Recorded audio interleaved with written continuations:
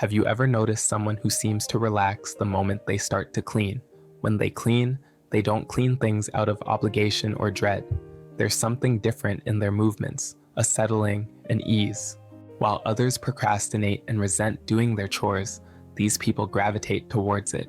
They find themselves reaching for the vacuum after a stressful day, running warm water over dishes when their mind won't quiet itself, reorganizing a drawer when they need time to think. For them, cleaning isn't just about maintaining a neat space. It's a meditative practice that brings about a particular kind of peace. People who find peace in cleaning move through these tasks with a distinctive quality. You might notice it in the small details, the way they methodically wipe down a counter in long, even strokes, the care with which they fold a towel, lining up the edges just right. They aren't rushing, there's no resentment caused by cleaning. Their breathing slows, their shoulders drop. Something in them settles as order emerges from chaos. The transformation is quiet but visible, not just in the space around them, but in their entire presence. You might see them on a Saturday morning, windows open, music playing softly, working their way through a room with steady focus. They're not performing for anyone. There's no camera documenting their perfectly organized pantry.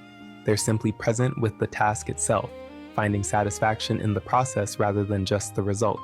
The repetitive motions, scrubbing, wiping, sweeping, seem to quiet something inside them. When they talk about cleaning, there's no eye-rolling or complaints about the endless cycle of mess. Instead, they describe the satisfaction of seeing a surface shine, the comfort of knowing where everything belongs, the calm that comes from a tidy space. These aren't trivial pleasures to them. They're genuine sources of well-being. They notice how much better they sleep in a clean room, how much clearer they think at an organized desk, how much lighter they feel when clutter doesn't crowd their peripheral vision. There's a psychology beneath this relationship with cleaning that goes deeper than simple tidiness. People who find peace in cleaning have often discovered something fundamental about control and chaos. In a world full of uncertainty, problems they can't solve, outcomes they can't predict, feelings they can't fully manage, cleaning offers something rare: a clear beginning, a visible process, and a tangible result. They start with chaos and clutter, and they end with order. Now, this isn't about perfectionism or obsession, though it can sometimes end up that way. It's about finding a practice that grounds them. You might notice them turning to cleaning during times of transition or stress, before a big decision, after a difficult conversation, during periods of uncertainty. The physical act of cleaning creates mental space. Their hands are busy, so their mind can wander and settle. The repetitive motions are soothing. The visible progress is reassuring. Their relationship with cleaning is often born from a deeper need for agency. Many have experienced periods where life felt overwhelming, where too much was happening too fast, where they felt powerless over their circumstances. Cleaning became a way to reclaim some sense of control. It didn't solve their problems, but it gave them something they could do, something they could complete, something they could make better. Over time, it became more than a coping mechanism. It became a source of genuine peace. There's a mindfulness in the way they clean. While others might scrub dishes while mentally rehearsing arguments or scrolling through their phones, propped against the backsplash, people who find peace in cleaning are actually present with the task. They notice the temperature of the water, the texture of the sponge, the way soap cuts through grease. They're not trying to get it over with. They're letting themselves be there, in that moment, doing that one thing. You might notice them maintaining their spaces with remarkable consistency, not because they're rigid or controlling, but because they've learned that small, regular efforts prevent overwhelming buildups. They wipe down the bathroom sink after using it.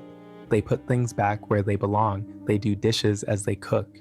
These aren't burdensome rules. They're acts of care for their future selves, ways of maintaining the peace they've cultivated.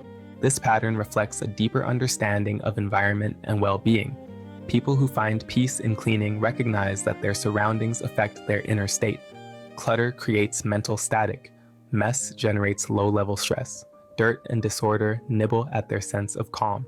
So they tend to their spaces the way others might tend to their bodies or relationships, as an essential practice for their overall health.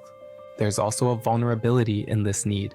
They face subtle judgment from others who don't understand, comments about being uptight, controlling, or wasting time on superficial things. but they've learned to trust their own experience. They know how much lighter they feel when their home is clean.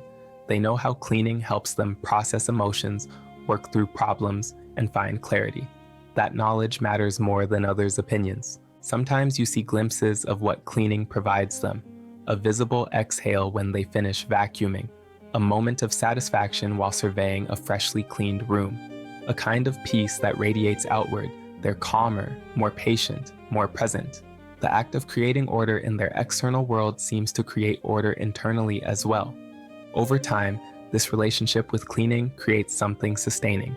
While others let mess accumulate until it feels insurmountable, people who find peace in cleaning maintain an ongoing practice. Their homes become refuge, spaces that actively contribute to their well-being rather than adding to their stress. They experience the deep satisfaction of living in alignment with their needs, even when those needs seem simple or mundane to others. Not everyone understands the psychology of this. Some see it as a waste of energy, as caring too much about things that don't matter. But those who experience it know differently. They've discovered that cleaning can be a form of self-care, a meditation, a way of processing what's happening inside them. That the peace they find isn't about achieving perfection. It's about the practice itself, the ritual, the tangible act of making things better. Finding peace in cleaning is about recognizing what helps you inhabit your life more fully. It's about honoring the ways your environment affects your inner world.